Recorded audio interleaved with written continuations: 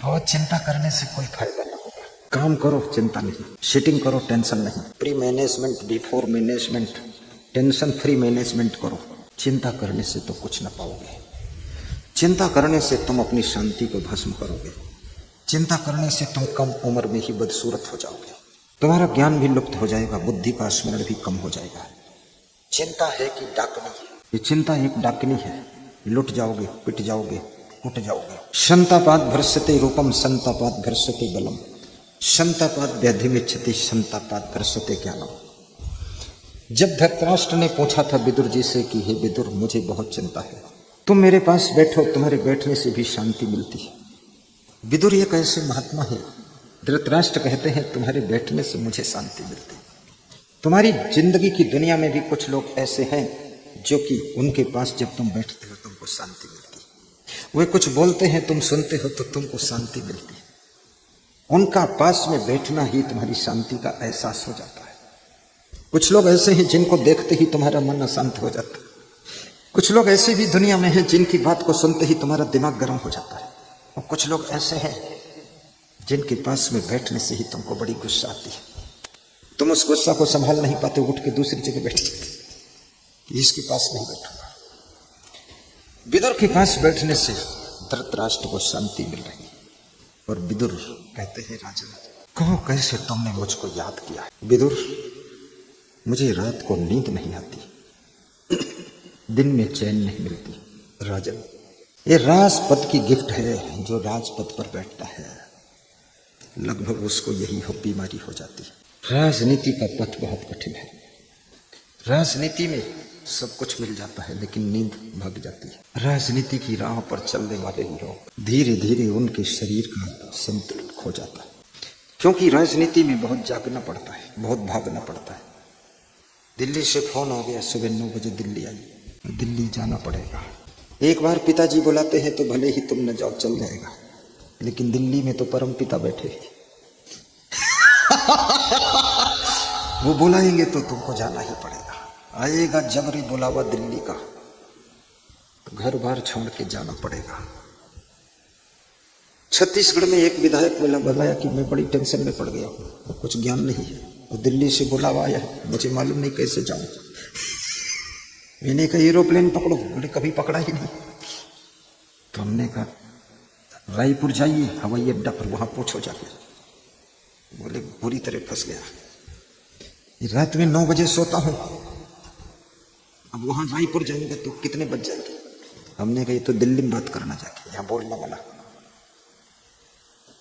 राजनीति एक कष्टों का मार्ग है, तपस्या का पथ। सफलता मुश्किल से मिलती है और असफलता आसानी से पास में आ जाती है। धृतराष्ट्र कह रहे हैं कि मुझको रात को नींद नहीं आती। रात को नींद ना आने की बीमारी बहुत से लोगों को है। जिनको रात में नींद नहीं आती है वे लोग हाथ ऊंचा उठा सकते हैं। आज ऐसी दवा बताऊंगा कि नींद आएगी। कोई नहीं, एक महिला ने उठाया, 2 महिला, इनको रात में नींद नहीं आती है तो ये दिन में जरूर सोती होंगी।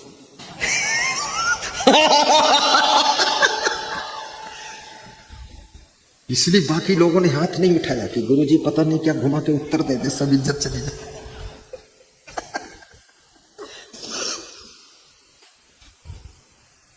शरीर ठीक से थकने के बाद ही सोता है, याद रखना। जब तुम खूब थक जाते हो, नींद का बिस्तर से कोई रिश्ता ही नहीं। गाड़ी में भी तुम सो जाते हो।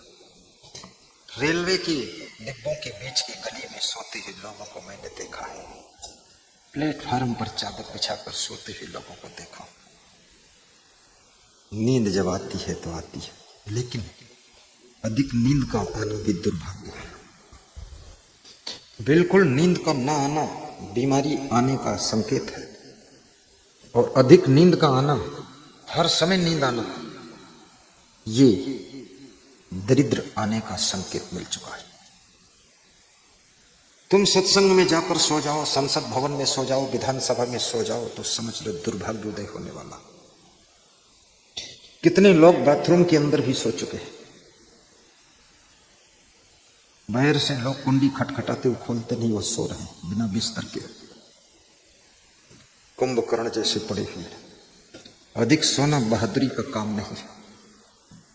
कुछ लोग सोचते हैं मुझे खूब नींद आती है, मैं बड़ा सुखी प्राणी हूं। सुखी नहीं हो, तुम मूर्ख प्राणी हो।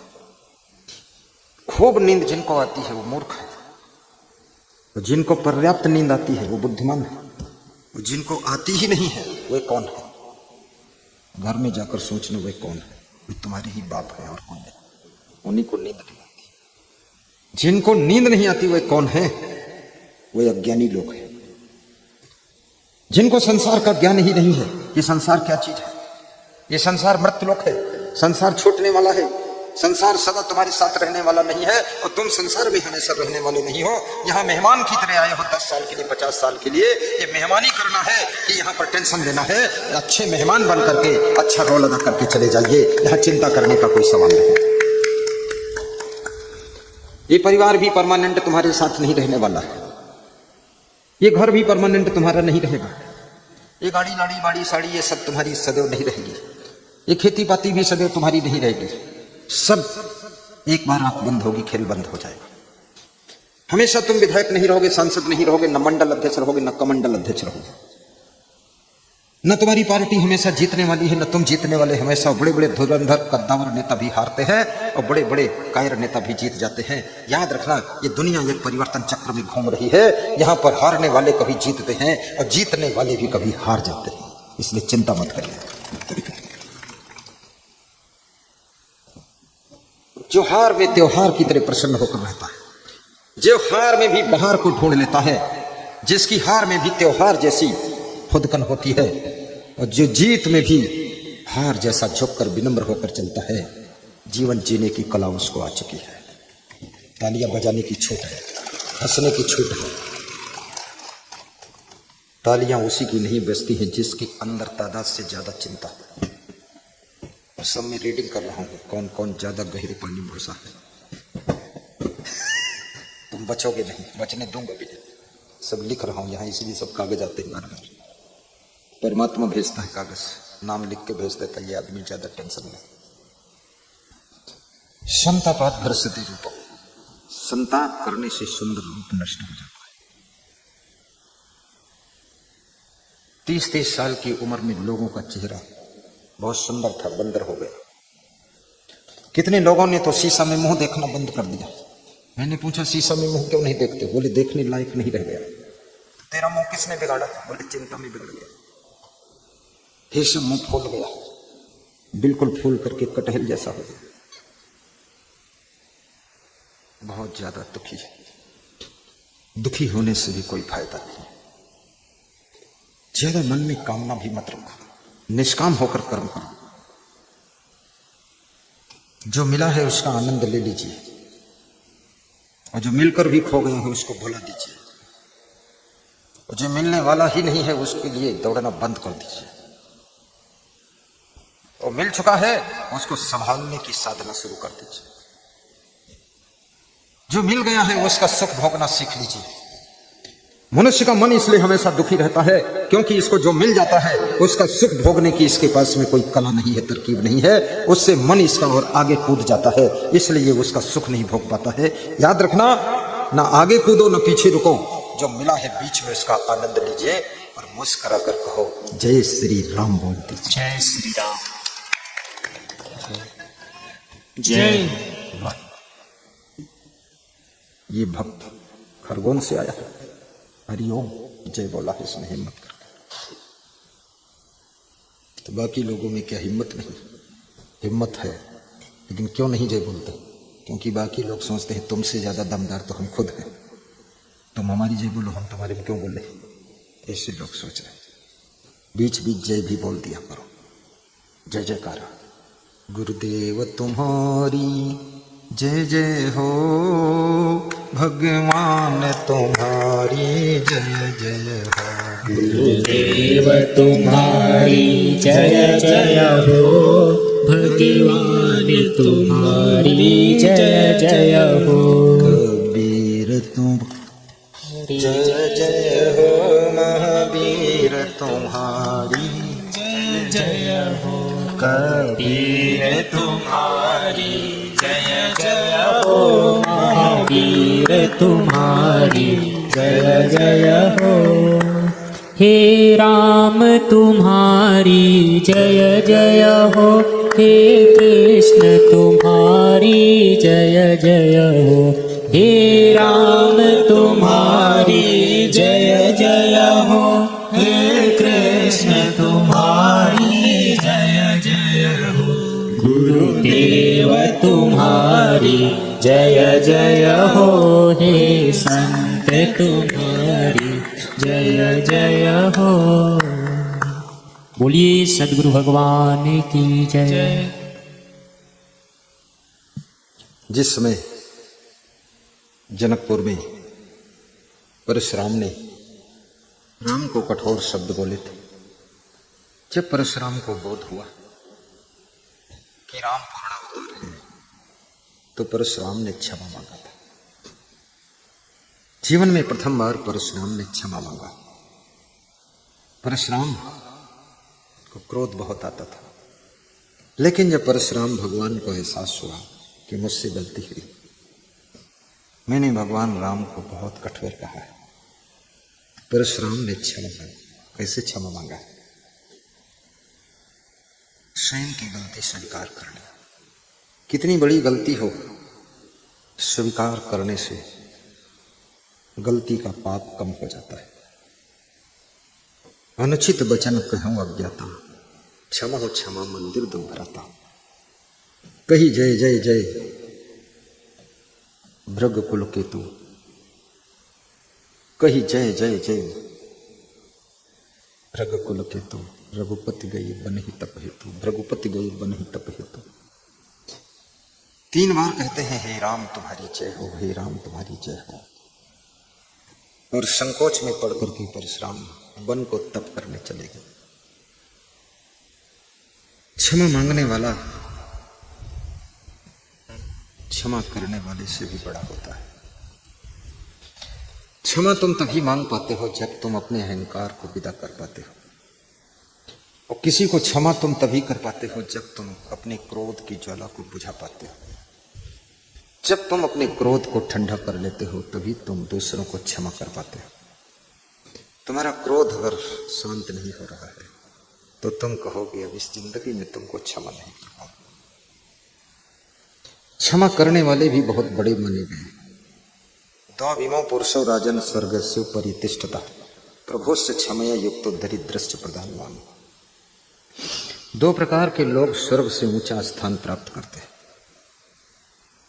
एक वे जो धनहीन होते हुए भी कुछ दान करते हैं, दूसरे वे जो बलवान होते हुए भी दूसरों को क्षमा कर देते हैं। क्षमा बड़न को चाहिए छोटन को उत्पात। छोटी छोटी गलतियां रोज रोज कुछ न कुछ होती ही रहती। कभी बेटी से गलती होती, कभी बहू से होती, कभी आपसे होती, कभी पत्नी से होती, कभी पति से होती, कभी माता पिता से भी गलती होती। गलतियों से भरा हुआ संसार है। गलतियां अगर क्षमा न कर सकोगे तो तुम केवल अकेले रह जाओगे। क्षमा करते चले जाओगे तो तुम्हारे साथ में काफिला खड़ा हो जाएगा। पार्टियों में नेताओं से भी गलतियां होती। अलग अलग नेता अलग अलग जोश में आकर अलग अलग बयान देता है। एक नेता के एक सेंटेंस के बयान से पूरी पार्टी में टेंशन बढ़ जाती है। एक बात बोल देता है कोई नेता जोश में आकर के पूरी पार्टी पर गलत असर पड़ जाता है। पार्टी की हाई कमान बुलाकर समझाती है, अरे भाई आपसे कई बार कहा मत बोला करो। तो फिर वो कहता अब नहीं बोलूंगा, और 1 हफ्ते बाद फिर कुछ बोलता है। और याद रखना, कबीर साहब कहते हैं कि शब्द संहारी बोलिए शब्द के हाथ न पाओ। शब्दों की बड़ी शक्ति होती, शब्दों के हाथ पांव नहीं है। शब्दों की तलवार बंदूक नहीं है, लेकिन तलवार बंदूक से ज्यादा शब्द असर पा रहा है। शब्द संहारी बोलिए शब्द के हाथ न पाऊं। एक शब्द औषधि करे, एक शब्द करे घाव। शब्द का ही खेल है। तुम किस तरह से अपनी बातों को किन शब्दों में पिरोकर कैसे समाज के सम्मुख प्रस्तुत कर रहे हो, ये बहुत बड़ा तमाशा है। जन्म लेने के कुछ ही दिनों के बाद तुम बोलना सीख जाते हो, लेकिन ये बोलना तुम जिंदगी भर में सीख नहीं पाते हो। कहाँ कब क्या कैसे बोलना चाहिए। जितना तुम ज्यादा बोलते चले जाते हो उतना ज्यादा गड़बड़ होता चला जा रहा है। बोलते तो बहुत हो लेकिन तौलते बिल्कुल नहीं हो, इसलिए तुम्हारा बोलना तुमको ही महंगा पड़ता चला जाता है। बोलो ना कसो बोलिए रे भाई, बोलत ही सब तत्व न सही, बोलत बोलत बाढ़ विकार सो बोलिए जो पढ़े बेचारा। मूर्ख मिलई मौन हो रहिए, मिलई संत बचन तो ही कहिए, पंडित सो बोलिए हितकारी, मूर्ख सो रहिए झकमारी, कहीं कबीर अर्ध घट डोले पूरा हो विचार ले बोले। इसलिए शब्दों की शक्ति को भी समझना। जोश खरोश में बोले हुए शब्द तुमको असफलता के किनारे पहुंचा देते हैं। होश हवास में विवेक करके तौल कर बोले हुए कम शब्द भी तुमको सफलता की ऊंचाई पर पहुंचाते हैं। अनुशासन में आपकी वाणी भी रहनी चाहिए। संयम बहुत बड़ी साधना है, वाणी भी संयम में सधी होनी चाहिए। विचारों पर भी संयम कीजिए, अनावश्यक विचार अपने मन में प्रवाहित मत होने दीजिए। फालतू सोचते रहना, रात भर सोचते रहना, रात भर विचार करते रहना, खामखा दिमाग को थकाते रहना, शरीर को भी आराम न देना, ये बुद्धिमानी नहीं है। अपने विचारों का भी इंड कीजिए, निर्विचार हो जाइए, सोचना बंद कर दीजिए, गहरी नींद में सो जाइए। जब तुम्हारा शरीर गहरी नींद में प्रवेश करता है तो शरीर ही शरीर की सर्विसिंग शुरू कर देता है और बॉडी पूरी इतनी शुद्ध स्वस्थ हो जाती है जिसको कुछ पूछो मत। बच्चा खूब गहरी नींद सोता है, इसलिए बच्चा स्वस्थ रहता है और सुंदर रहता है। बचपन में दिमाग भी तेज रहता है, स्मरण शक्ति तेज रहती है। क्यों? क्योंकि बच्चों को नींद बहुत आती है। लेकिन हजारों बार लाखों बार माँ बाप उसको कोच कोच कर कहते हैं बहुत सोता है, बहुत सोता है, बहुत सोता है, और कहते कहते धीरे धीरे उसका मानसिक संतुलन बिगड़ जाता है, फिर नींद भंग हो जाती है। जब नींद भंग हो जाती तो बेटे को समझाना शुरू करते, बेटा सो जाया करो, कोई चिंता मत किया करो। जब सोता था तो कहते थे बहुत सोता है, और जब सोता ही नहीं तो कहते सो जाया करो। उल्टा बात बता रहे। कितनी स्त्रियां अपने पति को तब तक कोचती रहती जब तक उसकी नींद नॉर्मल जो है बिगड़ न जाए। जब नींद बिगड़ गई उसकी तब कहती सो जाया करो, तुम्हें किस बात की चिंता है। बहुत समझाती प्रेम से, हम तो जिंदा है ना। पति मन ही मन सोचता है तो ही तो टेंशन डालेगा। जब सोता था तो कोच कर नींद भंग कर दिया, तब कहती सो जाया करो। अब तो बिगड़ गया संतुलन। बच्चे अगर 8 घंटे सोते हैं तो सो लेने दो, 8 घंटे से ज्यादा सोते हैं तो थोड़ा चिंता की बात है। जो 6 घंटे से कम सोता है बहुत चिंता की बात है। तुम रात भर जागो, दिन भर जागो, महीना भर जागो, 1 साल जागो, 10 साल जागो, सो ही मत, फिर भी ये पूरी दुनिया सुधार न सकोगे, न दुनिया ठीक कर सकोगे। तुम स्वयं बिगड़ जाओगे, स्वास्थ्य बिगड़ जाएगा, तबीयत बिगड़ जाएगी, हॉस्पिटल में भर्ती हो जाओगे। इसलिए इस बकवास में मत पड़ो। 7-8 घंटे सो लिया करो, बाकी घंटे काम कर लिया करो और मस्त रहा करो। जो होगा सब आनंद है, प्रसाद समझकर स्वीकार किया करो। बहुत ज्यादा अपने को काबिल मत समझिए, तुमसे बड़े बड़े काबिल यहां से गुजर चुके हैं।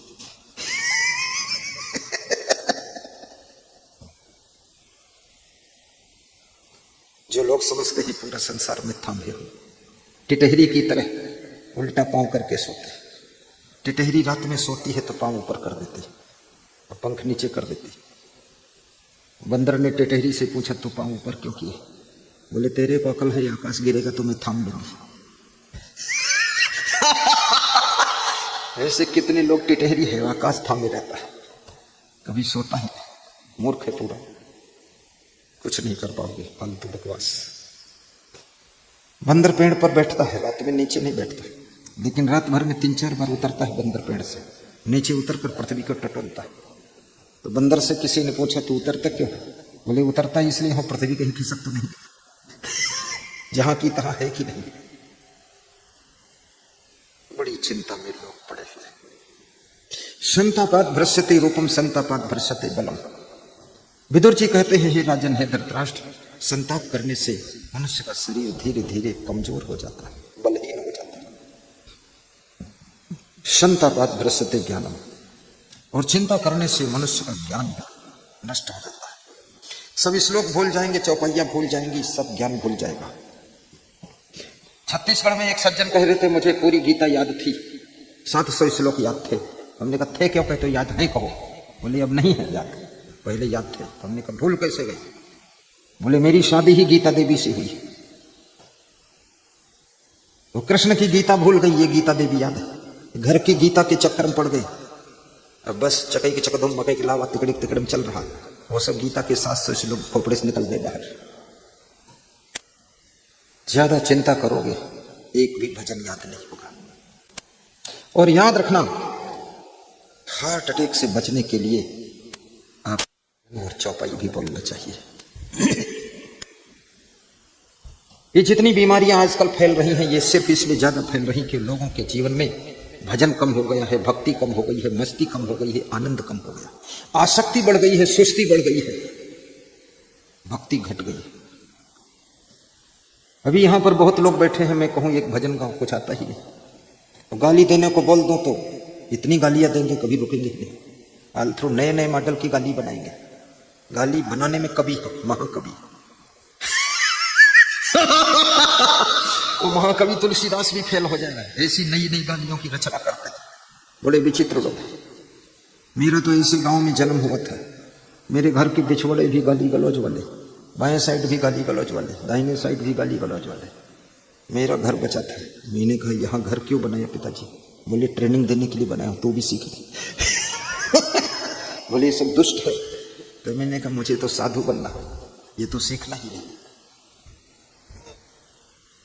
यदि जग में रहूं तो ऐसे रहूं, गाओ। जैसे जल में कमल का फूल रहे, यदि जग आइए कथा वाचिका जी, तो ऐसे रहो। श्रीमती रंजना पांडे जल में कमल का खड़ी हो जा, खड़ी हो जा, सब देख ले। ये देखो रंजना पांडे, दोष इस बेटी को बुला लेना, इसकी कथा करा देना, गुरुदेव बुला देंगे तुम्हारे। बस हम विदा हो कि तुम आ जाओ, यहाँ चालू ही रहेगा मामला। गुण दोष समर्पित हो, गुरुदेव तुम्हारे चरणों में अब सौंप दिया इस जीवन का सब भार तुम्हारे चरणों में है। जीत तुम्हारे चरणों में है, हार तुम्हारे चरणों में अब सौंप दिया इस जीवन का सब भार तुम्हारे चरणों में। यदि मानुष का मुझे जन्म मिले, यदि मानुष का मुझे जन्म मिले, तो इन चरणों का पुजारी बनूं, तो इन चरणों का पुजारी बनूं। पूजक के हर एक रग रग का अवतार तुम्हारे चरणों में सौंप दिया इस जीवन का सब भार तुम्हारे चरणों में। मुझ में तुझ में बस फर्क बहुत सुंदर। मुझ में तुझ में बस फर्क यही, मैं नर हूँ आप नारायण हो, मैं नर हूँ आप नारायण हो। मैं हूँ संसार के बंधन में, संसार तुम्हारे चरणों में अब सौंप दिया इस जीवन का सब भार तुम्हारे चरणों में है। जीत तुम्हारे चरणों में है, हार तुम्हारे चरणों में अब सौंप दिया इस जीवन का सब भार तुम्हारे चरणों में। बोलिए सद्गुरु भगवान की जय। सज्जनों और देवियों, विदुर जी महाराजा धीराज धृतराष्ट्र को समझा रहे कि हे राजन, संताप करने से शरीर में नाना प्रकार की व्याधियां पैदा होती हैं। शरीर रोगों का केंद्र बन जाता है। इसलिए चिंता मत करो, विवेक से कार्य करो। पांडवों का हिस्सा पांडवों को दे दीजिए। कौरवों के मोह में पड़कर पांडवों के साथ अन्याय मत कीजिए। अभियुक्तम बलवताम दुर्बलम हीन साधनम हतसम कामिना चोरवा विषंत प्रजाकर। रात में नींद आने का, जिनको नींद नहीं आती है वे लोग हो सकते हैं जिनका सब कुछ हरण कर लिया गया। या जिन लोगों की चोरी करने की प्रवृत्ति है उनको भी रात में नींद नहीं आती। राजन, जिनका किसी बलवान से विरोध हो गया, जिनको सामने खड़ी हुई हार दिखाई देती है, उनको रात में नींद न आने का रोग लग जाता है। वे लोग जिनका कामुक स्वभाव है उनको भी रात में नींद नहीं आती। राजन, इन दोषों में से किस दोष से आपका संपर्क हुआ? विदुर, तुमसे कुछ छिपा नहीं है। पांडव ऐसे हैं जैसे सिंह, कौरव ऐसे हैं जैसे बकरियां। मुझे ये कौरव सब रात के सपने में मरे हुए दिखाई देते। विदुर ने कहा, धृतराष्ट्र, आपका सपना शीघ्र ही साकार होगा। दुर्योधन के मोह में तुम अंधे हो। बाहर से अंधा होना उतना खतरनाक नहीं होता है जितना भीतर से अंधा होना खतरा पैदा कर सकता है। मोहांध, कामांध, क्रोधांध, मदांध, ऐसे लोग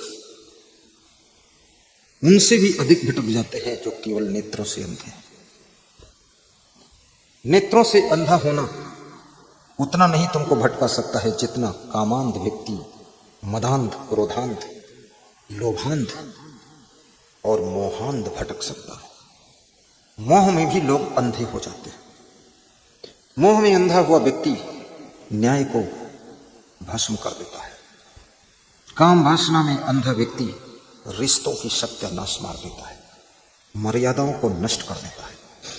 लोभ में अंधा व्यक्ति, याद रखना, अपने मान सम्मान यश कीर्ति को विनाश कर डालता है। मद में, घमंड में अंधा व्यक्ति रावण की तरह अपना और अपने वंश का नाश कर देता है। क्रोध में अंधा व्यक्ति किसी को समझता ही नहीं जब तक वो अपने ही क्रोध की अग्नि में जलकर भस्म नहीं हो जाता। इसलिए सत्संग आंख देता है। आचार्य उपनयन मानो ब्रह्मचरणम करुणते गर्भवंता। वेद ऋषि कहता है, जैसे मां नए शिशु को जन्म देने के लिए 9 महीने के लिए पेट में अपने नवजात शिशु को रख लेती है, पेट में ही पालती है, 9 महीने के बाद एक नए बालक को जन्म देती है, ऐसे ही कोई सदगुरु, कोई आचार्य अपनी शरण में शिष्य को रख करके उसके भीतर विवेक के नेत्रों को जन्म देता है।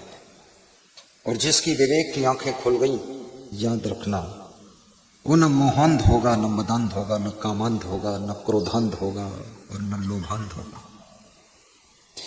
काम, क्रोध, लोभ, मोह, मद में भटकने की उम्मीद बहुत कम हो जाती है। इसलिए विवेक को जागृत करो। बुद्धि तो बहुत है लोगों के पास में, लेकिन विवेक लोगों का सोया हुआ है।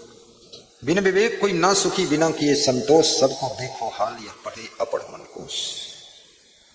पढ़े लिखे लोग, अनपढ़ लोग भी बिना विवेक के भटक रहे हैं, दुख भोग रहे हैं। बिन सत्संग विवेक न हुई, बिन विवेक सुखी नहीं कोई। और ये भी मत सोचना जीवन में एक बार सत्संग सुन लो तो विवेक हो जाएगा, फिर विवेक रहेगा। विवेक फिर से सुसुप्त हो जाएगा। बार बार सत्संग सुनना पड़ेगा, क्योंकि माया की लहरें बार बार उठ रही है। तुम्हारे विवेक के दीपक को बुझा सकती है माया की तूफानी लहरें। इसलिए बार बार सत्संग सुनिए, तो ही विवेक आपका जागता रह सकता है। और जब विवेक जाग जाता है तो याद रखना, जाने ही तब ही जीव जग जागा, जब सब विषय विलास विरागा। तब समझो जीव जाग गया है, विवेक जाग गया है, जब विषय विलास से तुमको वैराग्य होने लग जाए। आप सबका जीवन सुखी हो, मंगलकारी हो। सभी कथाओं को ध्यान से सुनते जाना। तो मैं बता रहा था भगवान कहाँ है। आज भगवान पर चर्चा चल रही थी, लेकिन इंसान का ही झंझट इतना बड़ा है कि उसी में चर्चा पूरी हो गई, भगवान की बात पिछड़ गई। क्योंकि इंसान बड़े जाल में फंसा हुआ है। कहीं तो नशा का जाल इसको घेरे हुए है, कहीं तो जुआ, कहीं तो शराब, कहीं तो गांजा, कहीं तो तंबाकू, और कहीं तो ताश खेलने में इंसान भूला हुआ है। सबसे कीमती तुम्हारे पास में समय है, उसी समय में से कुछ समय बचा करके सत्संग में भी लगाइए। कुछ समय ऐसा निकालो, प्रेम कर लो राम से। थोड़ा समय निकाल कर व्यायाम भी कर लो, थोड़ा समय निकाल कर प्राणायाम भी कर लो, थोड़ा समय निकाल कर अपना बिजनेस भी करो, थोड़ा समय निकाल कर सोइए भी, थोड़ा समय निकाल कर परिवार का मैनेजमेंट भी करिए।